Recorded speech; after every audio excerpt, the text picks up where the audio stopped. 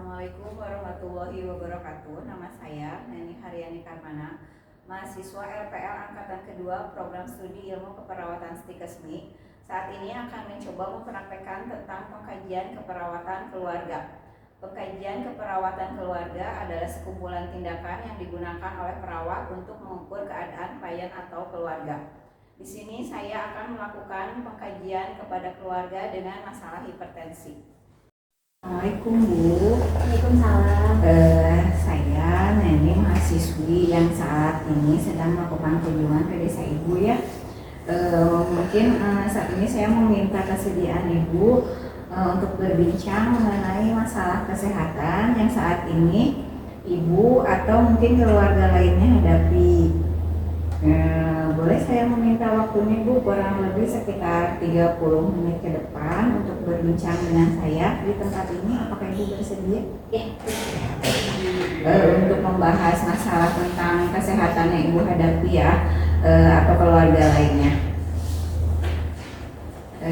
Apakah ada masalah kesehatan yang saat ini Ibu atau suami Ibu atau keluarga lainnya yang serumah mungkin ada nggak yang saat ini dihadapi masalah kesehatan? Ada Bu, saya sama suami yang derita penyakit darah tinggi. Oh, darah tinggi ya. Baiklah, saya akan bertanya terlebih dahulu ya sama Ibu. Ibu tahu nggak darah tinggi itu sendiri apa? Penyakit darah tinggi itu apa gitu maksudnya? Setahu saya darah tinggi itu tekanan darahnya lebih dari 140. Iya. Tapi Ibu udah sedikitnya udah tahu ya. Jadi kalau misalkan pas di tensi nih diperiksa nih tekanan darahnya lebih dari 140 berarti itu masuknya darah tinggi ya. Dan biasanya kan suka ada pernya tuh 140 ke berapa misalnya, kalau misalnya atasnya 150 bawahnya 90 atau lebih berarti itu udah masuknya Ibu kategorinya udah masuk darah tinggi loh ya. Nah sekarang tanda dan gejala yang biasanya Ibu rasain kalau misalkan lagi naik nih tekanan darahnya, kerasanya sama Ibu gimana tuh? Nyeri kepala sama pusing. Pusing. Saya rasakan ya. Di sini ya gejala hipertensi itu atau darah tinggi itu sendiri kalau misalkan sedang naik yang emang banyak dikeluhkan oleh penderitanya, memang seperti yang Ibu sebutkan tadi, salah satunya sakit kepala atau pusing, bisa juga ada yang mengeluh jantung berdebar atau nyeri dada atau penglihatan kabur, mudah capek. Nah, apabila kita mengalami tanda dan gejala tersebut, itu tuh Ibu harus cepat-cepat ya menghubungi atau datang ke fasilitas kesehatan terdekat atau puskesmas mungkin kalau di sini ya Bu ya. Nah kalau misalkan penyebab dari penyakit darah tinggi itu sendiri apakah Ibu sudah tahu?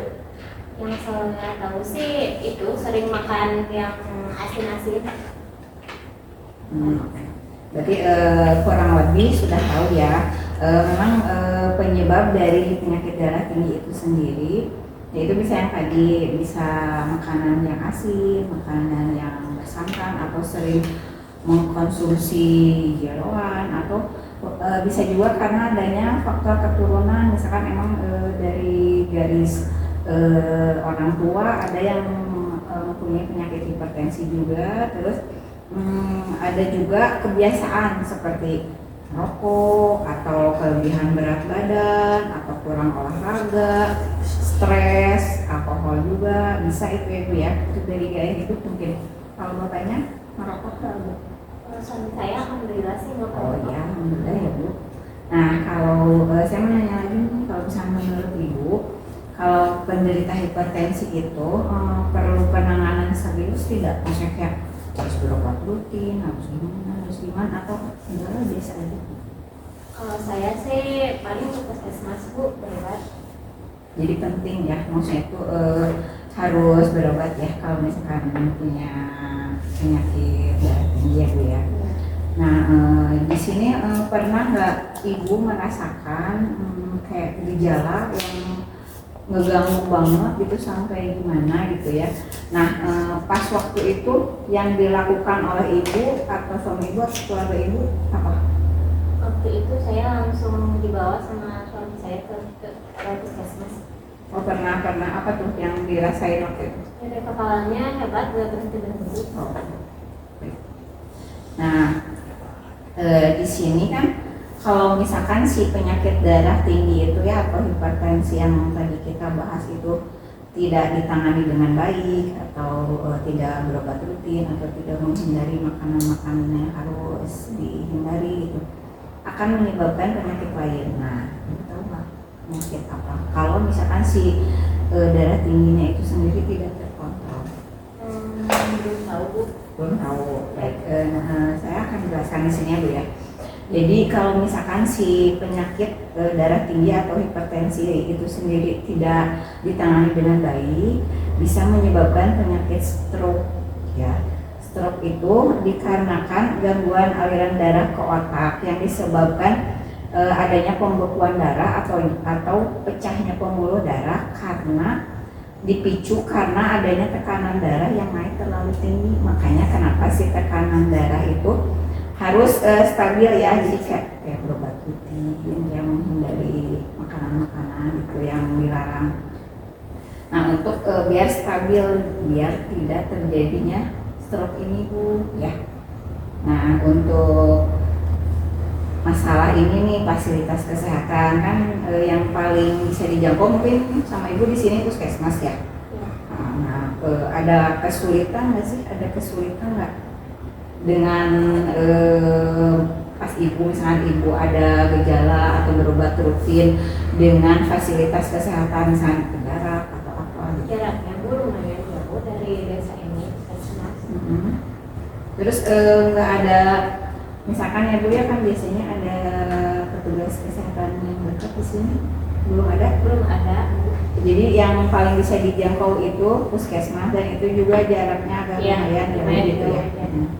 Baiklah, Ibu mungkin ini masukan juga bagi kami ya untuk hal itu nanti mungkin akan kami insya Allah kan kami fasilitasi ya agar ada petugas kesehatan yang bisa dijangkau oleh masyarakat di sini yang posisinya mungkin jadi akan lebih dekat dari puskesmas yang selama ini kan cuma satu-satunya yang dekat mungkin itu ya. Nah untuk sementara mungkin obat anti hipertensinya mungkin Ibu tuh harus tetap minum ya, harus tetap minum biar maksudnya tentunya apa sih tekanan darahnya tetap stabil ya Bu ya. Terus tetap dikurangi juga makanan-makanan yang asin yang tadi saya udah bilang ya, makanan yang asin yang bersantan terus jeroan yang kayak gitu berusaha untuk dikurangi ya. Nah setelah apa yang kita bahas tadi nih Bu ya, meskipun mungkin masalahnya sekarang itu terkendala jarak ya, kalau antara rumah Ibu dengan puskesmas gitu. Nah setelah ada penjelasan yang tadi bahwa hipertensi itu bisa menyebabkan penyakit lain yang cukup berbahaya, apakah Ibu akan memanfaatkan fasilitas kesehatan itu dengan baik seperti misalnya kalaupun jauh nih tapi tetap berusaha kontrol secara rutin? Iya tetap walaupun jauh tetap berobat ke puskesmas. Akan berusaha ya setelah ini ya. Baik, alhamdulillah kalau gitu ya Bu ya. Banyak sekali ya manfaat yang kita dapat kalau misalkan datang ke puskesmas, di mana akan menambah pengetahuan tentang penyakit yang kita derita ya Bu ya. Jadi nanti Ibunya lebih tahu gimana sih caranya supaya tidak terjadi hal-hal yang lebih buruk gitu ya, atau si penyakitnya biar tidak semakin memberat gitu ya. Kalau selama ini Ibu dan keluarga lebih percaya berobat ke fasilitas kesehatan atau misalkan ke apa sih alternatif ya? Kalau saya dan suami sih percaya ke berobat ke puskesmas saja Bu. Selama ini tetap ke puskesmas ya, bagus sekali gitu. Nah ada nggak sih Bu pengalaman yang bisa Ibu ceritakan yang berhubungan dengan fasilitas kesehatan itu sendiri? Kalau satu puskesmas sih banyak menambah pengetahuan ya Bu, jadi saya tahu kalau berobat ke puskesmas itu menambah pengetahuan tentang penyakit yang saya derita Bu. Oh ya. Bu, kalau misalkan berobat ke puskesmas, apakah Ibu mempunyai asuransi kesehatan seperti BPJS atau membayar? Ada, saya punya BPJS. Kalau udah punya BPJS, bagus ya kalau udah punya BPJS. Jadi tidak memberatkan ya kalau Iya, misalnya punya alhamdulillah. BPJS ya.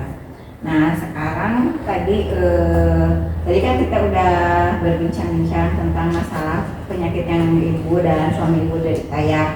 Nah dari apa yang kita bahas tadi, Ibu bisa menceritakan kembali nggak apa yang tadi kita bahas? Kalau yang tadi kita bahas, kita harus, saya dan suami ya harus rutin kontrol ke puskesmas untuk tahu tekanan darahnya stabil atau tidak, terus rutin konsumsi obat, terus hindari makanan yang asin, jeroan, terus harus rajin juga olahraga Ibu ya. Berarti sedikit banyaknya Ibu sudah paham ya bagaimana menjaga agar si tekanan darah Ibu itu tetap stabil. Nah, untuk selanjutnya mungkin saya akan meminta kesediaan Ibu untuk bertemu lagi dengan saya di minggu depan. Bagaimana Bu? Jadi minggu depan itu saya akan membawa leaflet atau semacam, jadi nantinya bisa Ibu baca-baca terus ya. Jadi untuk mengingatkan yang harus dihindari itu apa untuk penyakit darah tinggi itu ya. Nah sekarang untuk saat ini mungkin dicukupkan sekian dulu ya Bu ya. Nanti insya Allah bertemu lagi di minggu depan, mungkin di hari Rabu ya Bu ya. Tempatnya di sini aja ya seperti sekarang, apakah Ibu ya? Baiklah kalau begitu Ibu, terima kasih banyak atas waktunya. Sampai ketemu minggu depan, mudah-mudahan Ibu dan Bapak sehat terus ya. Saya pamit ya Bu. Assalamualaikum warahmatullahi wabarakatuh. Demikianlah demonstrasi pengkajian keperawatan keluarga dari saya. Wassalamualaikum warahmatullahi wabarakatuh.